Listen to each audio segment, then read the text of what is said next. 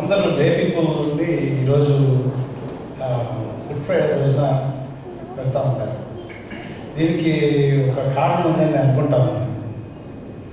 Pastors యూజువల్గా ప్రసంగాలు చేసినప్పుడు మనం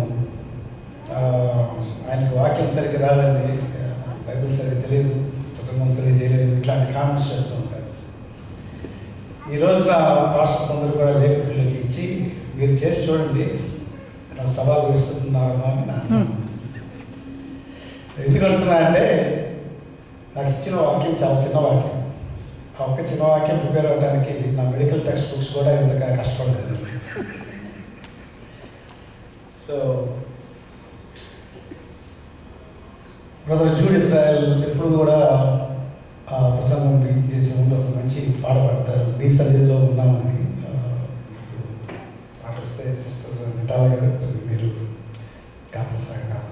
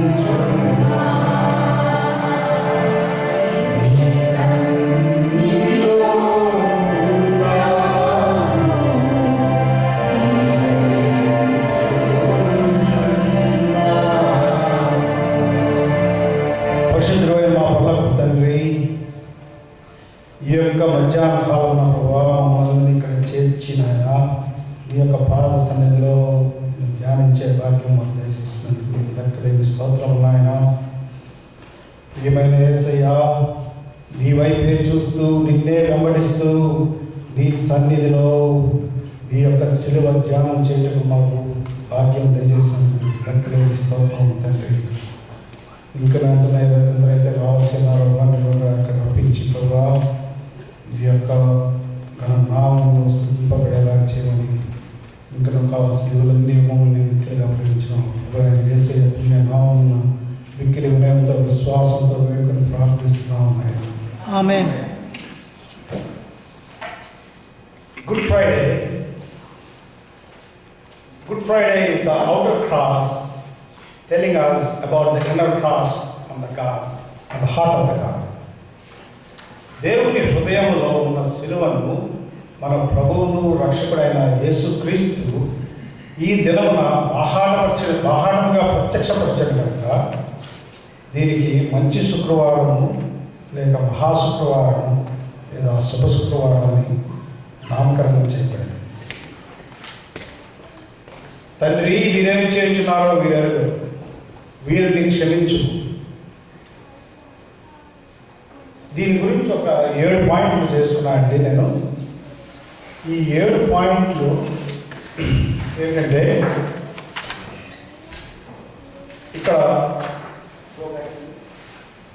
ఇక్కడ ఈ లూకా సువార్త 23:34 వచనంలో ఇక్కడ ప్రవచన వాక్యం యొక్క నెరవేర్పు చూస్తున్నాం. అదేవిధంగా ఇక్కడ క్రీస్తు తన ప్రజల్లో ఒకరిగా గుర్తించబడటం మనం చూస్తున్నాం. ఇక్కడ పాపం యొక్క దైవిక కొలతను మరియు పాపం యొక్క పర్యవసానాన్ని మనం చూస్తున్నాం. ఇక్కడ మానవ హృదయం యొక్క గుడ్డితనాన్ని మనం చూస్తున్నాం.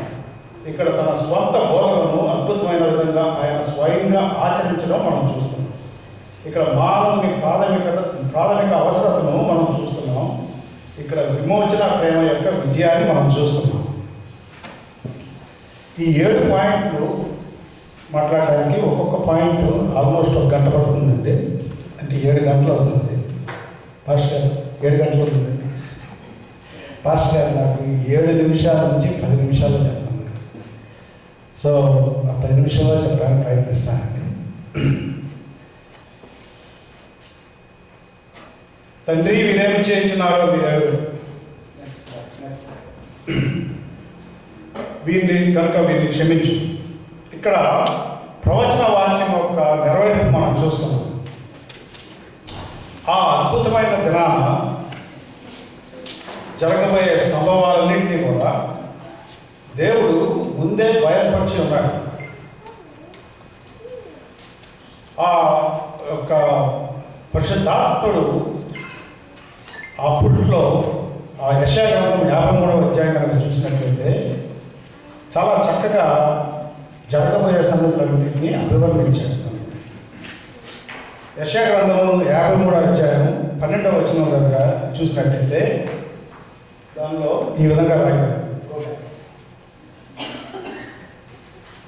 అతడు అతిక్రమము చేయు వారిలో ఎంచబడిన వాడైనను అనేకులు పాపం భరించుచు తిరుగుబాటు చేసిన వారిని గురించి విజ్ఞాపనం చేసింది. ఇక్కడ మీరు జాగ్రత్తగా గమనించండి. తిరుగుబాటు చేసిన వారిని గురించి విజ్ఞాపనం చేసను అని ఇక్కడ ప్రవచనం ఉన్నది.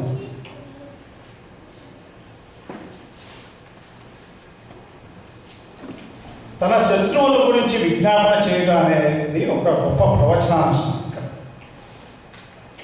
క్రీస్తు ప్రభువారు వారి శ్రమానుభవాలకి సంబంధించి దాదాపు ఒక 10 అంశాలు ఈ 53వ అధ్యాయంలో రాయబడింది.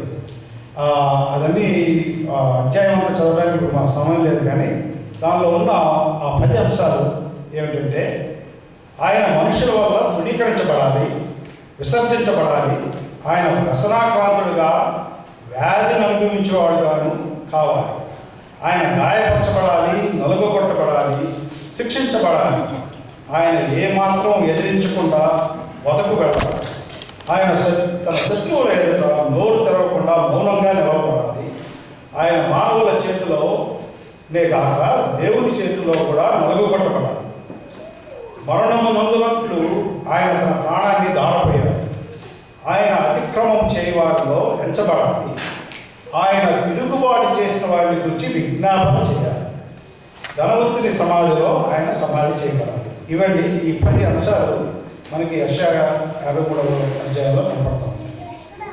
కావున తిరుగుబాటు చేసిన వారిని గురించి విజ్ఞాపనం చేసిన ప్రవచనాన్ని తండ్రి వీరేం చేస్తున్నారో వీరెరుగురు అని తిరుగుబాటు చేసిన వారి గురించి ప్రార్థన చేయటం, విజ్ఞాపన చేయటం ద్వారా ఆ సిలువలో ఆ ప్రవచనం నెరవేరబడింది.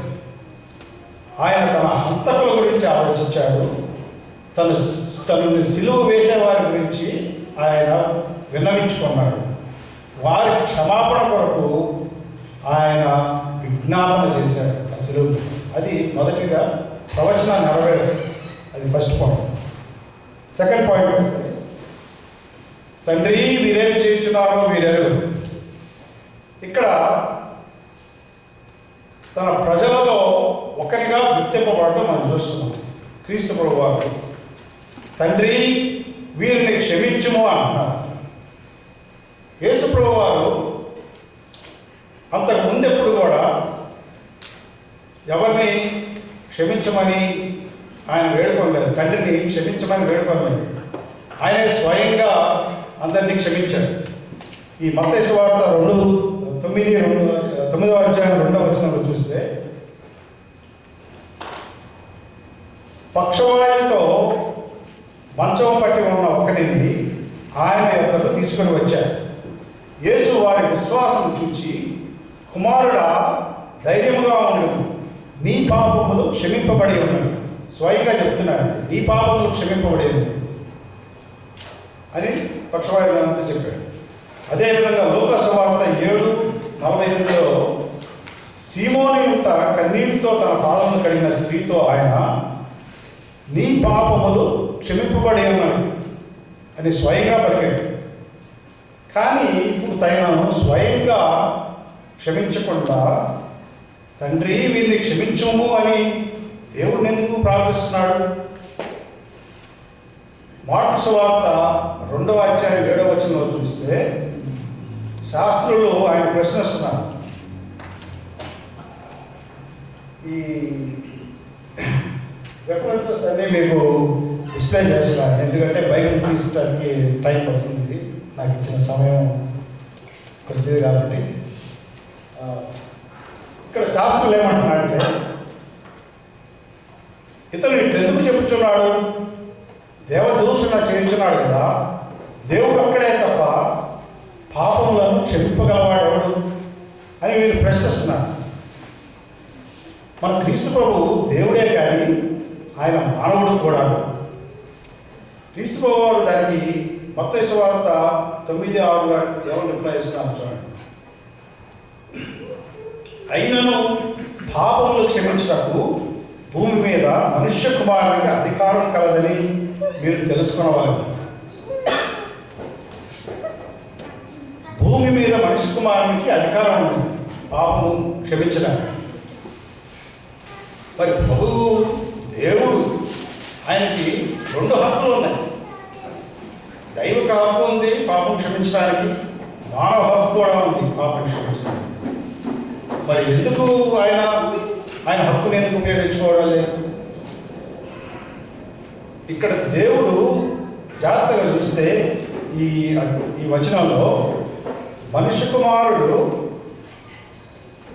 ఎక్కడున్నాడండి? ఇప్పుడు భూమి మీద లేడు, ఆయన శిలువపైకి ఎత్తబడి ఉన్నాడు. కాబట్టి ఆయన మనుష్య కుమారునికి ఉన్న ఆ హక్కుని కోల్పోయాడు. ఆ తర్వాత దైవిక హక్కు ఎందుకు ఉపయోగించుకోలేకపోతున్నాడు? సమస్తమైన మానవాళి పాపంని మోస్తూ ఆయన ఒక పాపిగా ఆ శిలువ మీద ఉన్నాడు కాబట్టి ఆ యొక్క దైవిక హక్కును కూడా తాత్కాలికంగా కోల్పోవడం జరిగింది. అందుకే ఆయన మనకు బదులుగా మనలో ఒకరిగా గుర్తించబడి మన తరపున దేవునికి అర్థిస్తున్నాడు. తండ్రి, వీరేమి చేయించున్నారో వీరిని క్షమించు. అది 2వ. 3వ పాయింట్ ఏంటంటే, తండ్రి వీరేమి చేయించున్నారో వీరిని క్షమించు. ఇక్కడ మనం పాపం యొక్క దైవిక కొలతను చూస్తున్నాం, మరియు ఆ పాపం యొక్క పర్యవసానాన్ని చూస్తున్నాం. This is the God's standard of measurement ఒక సిన్. ఇది తెలిసి చేసిన పాపమైనను తెలియక చేసిన పాపమైనను దేవుని దృష్టిలో పాపమే. లేవియకాండం లేవియకాండం 5వ అధ్యాయం 15వ వచనం 16వ వచనం కానీ చూస్తుంటే, ఒకడు యెహోవా పరిశుద్ధమైన వాటి విషయంలో పొరపాటున పాపము చేసిన తాను చేసిన అపరాధములకు నీవు ఏర్పరచు వేళ చొప్పున పరిశుద్ధమైన ఫలముల విలువ గల నిర్దోషమైన పొట్టేలును మందలో నుండి అపరాధ పరిహారార్థ బలిగా యెహోవా యొద్దకు వాడు తీసుకొని రావాలి. పరిశుద్ధమైన దాని విషయంలో తాను చేసిన పాపం వలన నష్టమునిచ్చుకొని దానితో 5వ వంతు యాజకునికి ఇవ్వవలెను. ఆ యాజకుడు అపరాధ పరిహారార్థ బలియకు పొట్టేలు వలన అతని నిమిత్తము ప్రాయశ్చిత్తము చేయగా అతనికి క్షమాపణ కలుగును. అదేవిధంగా సంఖ్యాకాండం 15, 22, 24లో ఈ విధంగా రాస్తుంది. యెహోవా మోషేతో చెప్పిన ఈ ఆజ్ఞలన్నిటిలో అనగా, యెహోవా ఆజ్ఞాపించిన దినము మొదలుకొని అటుపై మీ తరతరములకు యెహోవా మోషే ద్వారా మీకు ఆజ్ఞాపించిన వాటిలో పొరపాటున దేనినైనా మీరు చేయకపోయినప్పుడు అది సహజముగా సమాజమునకు తెలియబడని ఎడల సర్వ సమాజము యెహోవాకు ఇంపైన సువాసనగా నుండికై దహన బలిగా ఒక కోడి దూడను విధి చొప్పున దాని నైవేద్యమును దాని పానీయార్పణమును పాప పరిహారార్థ బలిగా ఒక మేక పిల్లను సిద్ధపరచవచ్చు. అదేవిధంగా కీర్తనలు 19 అధ్యాయం 12లో దావీదు మహారాజు తన పొరపాటు కలగలవాడెవడు? నేను రహస్యంగా చేసిన తప్పులు క్షమించి నన్ను నిర్దోషిగా చేయలేదు. సో ఇక్కడ మనం ఏం చూస్తున్నామంటే ఈ వాక్యాలన్నింటిలో పొరపాటున తెలియక చేసిన పాపములు, రహస్యంగా చేసిన పాపములు, తెలిసి చేసిన పాపమైనను వాటికి ఏం చేయాలంటే ఇక్కడ పాప పరిహారార్థ బలి అనేది ఒకటి జరగాలి, దానికి ప్రాయశ్చిత్తం చేయబడాలి. అది తప్పకుండా జరగాలి. దేవుడు పరిశుద్ధుడు కనుక ఆయన పరిశుద్ధ ప్రమాణాన్ని కానీ ఈ యొక్క పాపం యొక్క తీవ్రతలు కానీ ఆయన ఎట్టి పరిస్థితుల్లో తగ్గించుకోడు. కానీ దానికి పాప పరిహారార్థ బలి జరిగితే మాత్రం పాప క్షమాపణ దొరుకుతుంది. అందుకే మన ప్రభువు అయిన క్రీస్తు మనం తెలియక చేసిన పాపముల కొరకు ఆ శిలువపై నుంచొని, తండ్రి వీరేమి చేయుచున్నారో వీరెరుగరు, వీరు తెలియక చేసిన పాపములకు కొరకు వీరిని క్షమించు అని ప్రార్థిస్తాడు. అదేవిధంగా 4వ పాయింట్ వస్తే, తండ్రి వీరేమి చేయుచున్నారో వీరెరుగరు కనుక వీరిని క్షమించు. ఇక్కడ మనం మానవ హృదయం యొక్క గుడ్డితనాన్ని మనం చూస్తున్నాం.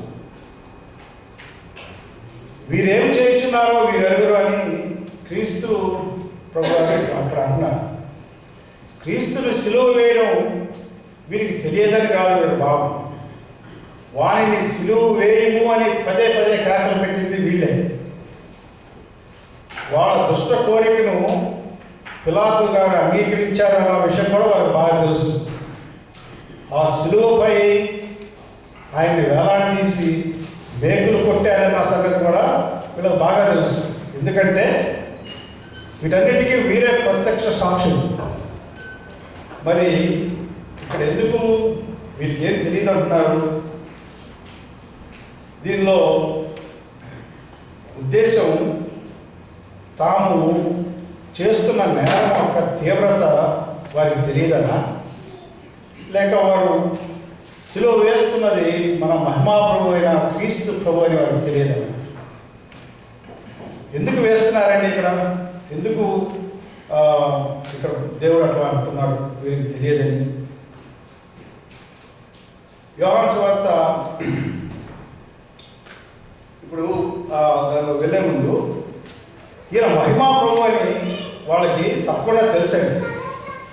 ఎందుకంటే వీరు మహిమా ప్రభు అని వారు గుర్తించడానికి క్రీస్తు ప్రభు వారు నెరవేర్చిన ప్రవచనాలు చాలు వాళ్ళకి. అదేవిధంగా ఆయన చేసిన అసమానమైన బోధలు కూడా చాలు వాళ్ళు తెలుసుకోవడానికి. ఆయన చేసిన ఎన్నో మిరకల్స్ ఉన్నాయి వాళ్ళు ఆయన మహిమా వంతుడని తెలుసుకోవడానికి. ఆయన విమర్శకులతో సహా యోహాను సువార్త 7:46లో ఆ మనుషుడు మాట్లాడినట్లు ఎవడును ఎన్నడూనూ మాట్లాడలేదని వాళ్ళే అంగీకరించారు. ఇకపోతే ఆయన జీవించిన జీవితం ఏంటి? నిష్కలంకమైన జీవితం జీవించాడు. ఆయన జీవితాంతం ఇతరుల కొరకే జీవించాడు. ఆయన ఎప్పుడు కూడా ఆయన్ని సంతృప్తి పరుచుకోలేదు. ఇతరుల సేవ కొరకే ఆయన జీవించాడు.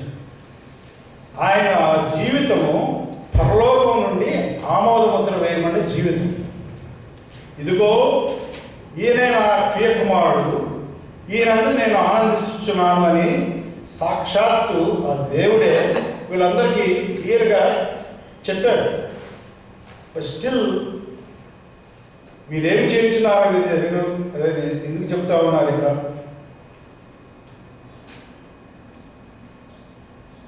ఇక్కడ ప్రభువారు మానవ హృదయపు గుడ్డితనాన్ని సూచించి ఈ విధంగా మాట్లాడుతున్నారు. ఈనాటికి కూడా మనం ఇదే తప్పు చేస్తూ ఉన్నాం. మన ముందు ఎంతో ఇన్ఫర్మేషన్, మన ముందు బైబిల్ ఉంది. ఆ రోజుల్లో బైబిల్ లేదు వాళ్ళకి. ఆ రోజుల్లో వాళ్ళకి ఉన్నదల్లా మోషే ధర్మశాస్త్రం. ఈ రోజున మనకి అన్నీ ఉండి కూడా మనం ఇదే విధంగా మనం ప్రవర్తిస్తున్నాం. మనం చేస్తున్న పాపపు లోతు మనకి తెలియదు. జనసమూహాన్ని ఉద్దేశించి ఆనాడు పిలాతు సంధించిన ఒక ప్రశ్న, క్రీస్తనబడిన యేసును ఏమి చేతును అనే ప్రశ్న ఈనాడు కూడా మన ముందుంది. ఏ సోదరి సోదరుల భయంకరమైన మన పాపము మనం గుడ్డివాళ్ళని చేసింది. ఇప్పటికైనా మన హృదయ కన్నులు తెరిచి ఆయనని సొంత రక్షణగా మనం స్వీకరిస్తాం. పోతే 5వ పాయింట్ అండి, సమయం అయిపోయింది, 2 నిమిషాలు. ఇక్కడ తండ్రి వీరేమి చేయించున్నారో వీరెరుగరు, వీరిని క్షమించుమా. ఇక్కడ తన స్వంత బోధనను అద్భుతమైన విధంగా ఆయన స్వయంగా ఆచరించడం మనం చూస్తాం.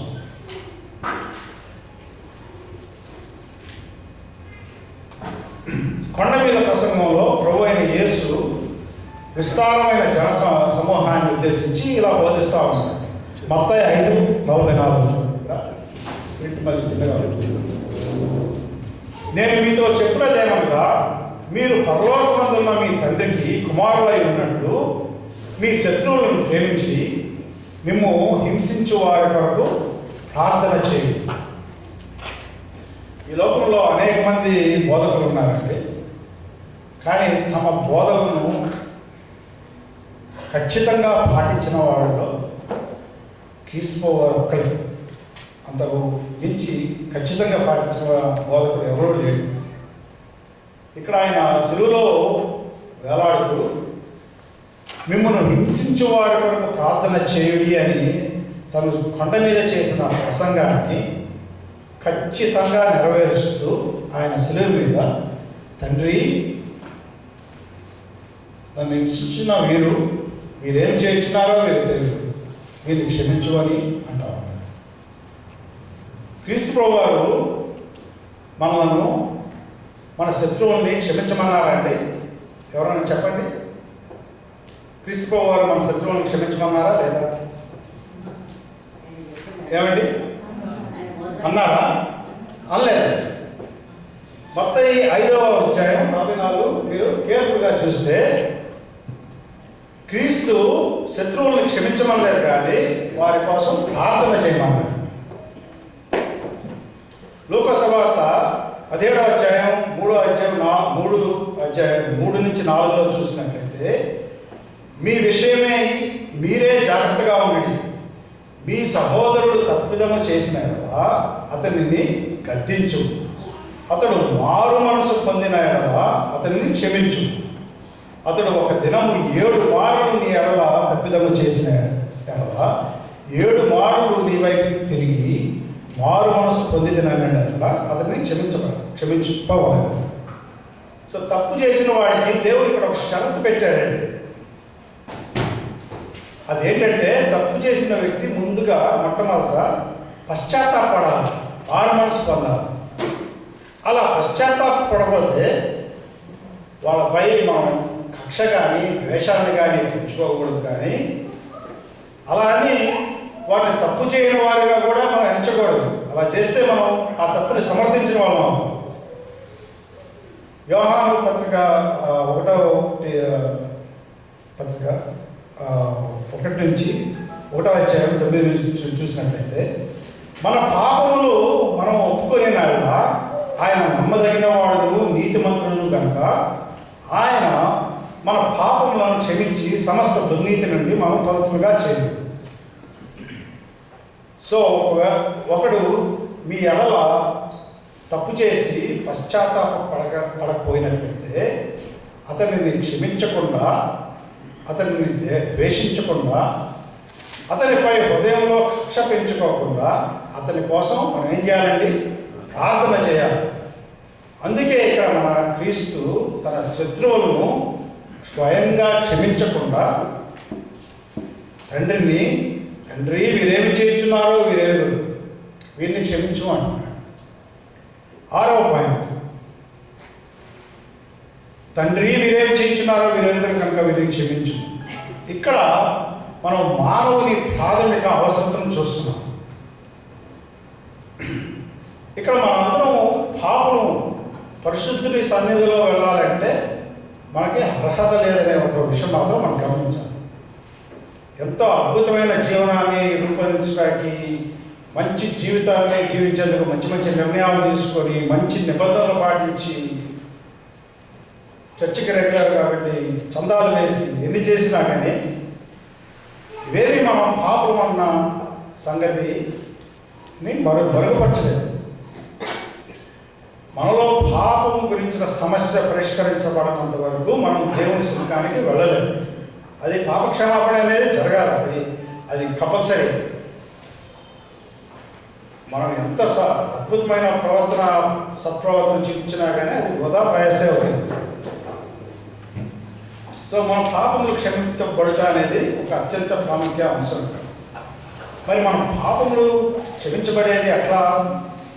పరిశుద్ధుడైన దేవుడు దేనిని ఆధారం చేసుకొని మన పాపాలను క్షమిస్తాడు? మరి ఇక్కడ మనకి 2 రకాలైన న్యాయస్థానాలు చూస్తాం. మనం దైవిక పాప క్షమాపణ, మానవ క్షమాపణ. మానవ న్యాయస్థానంలో జడ్జి గారికి 2 చాయిస్లు ఉంటాయి, 2 ప్రత్యామ్నాయాలు. ఒకటి, తప్పు చేసిన వాడు నిరూపించబడినప్పుడు ఆయనకి శిక్ష పడాలా లేదా క్షమాభిక్ష పెట్టాలి. క్షమాభిక్ష పెడితే చట్టరీత్యా అది వ్యతిరేకం అవుతుంది. అది ఎప్పుడు వీలవుతుంది? 3వ వ్యక్తి ఎవరన్నా ఈ తప్పు చేసిన వాడిని ప్లేస్లో నుంచొని నేను తప్పు చేశానని మనకు ఒప్పుకుంటే జడ్జి గారు ఇటు తప్పు చేసిన వాడికి దయ చూపించినట్టు అవుతుంది, అటు చట్టానికి కూడా న్యాయం చేసినట్టు అవుతుంది. అదేవిధంగా మన దేవుడు దయను దృష్టిలో ఉంచుకొని ధర్మశాస్త్రాన్ని పక్కన పెట్టి క్షమాభిక్ష ప్రసాదించలేడు. మన దేవుడు న్యాయవంతుడైనప్పటికీ దయామయుడు కూడా.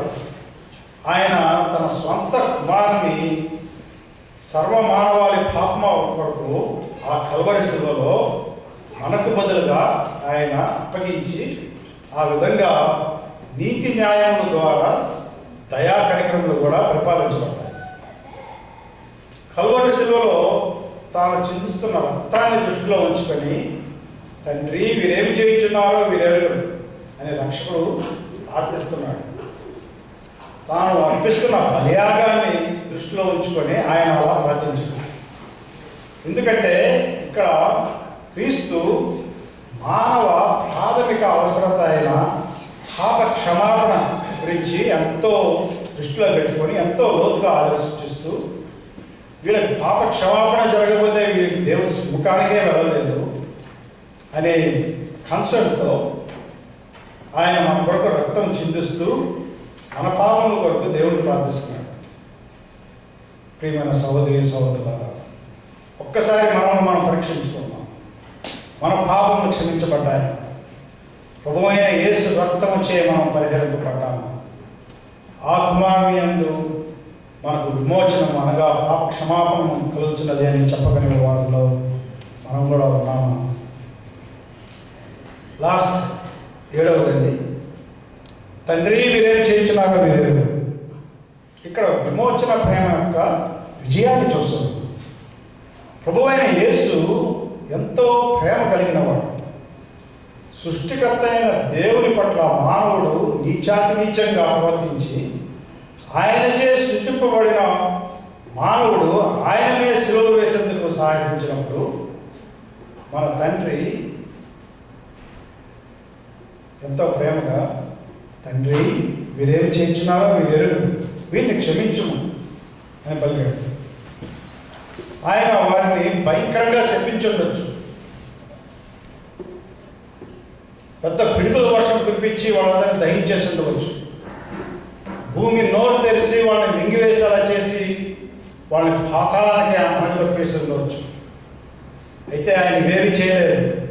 ఆయన చెప్పనసత్యమైన అవమానానికి గురి అయినప్పటికీ, ఆయన తృణీకరించబడినప్పటికీ, ఆయన ద్వేషించబడినప్పటికీ, ఆయన నిరాకరించబడినప్పటికీ కూడా ఆయన ఎంతో ప్రశాంతంగా తండ్రి వీరేమి చేయించున్నారో వీరెరుగరు, వీరిని క్షమించమంటున్నాడే తప్ప వారిని ఒక్క పుల్లైన మాట కూడా అంటలేదు.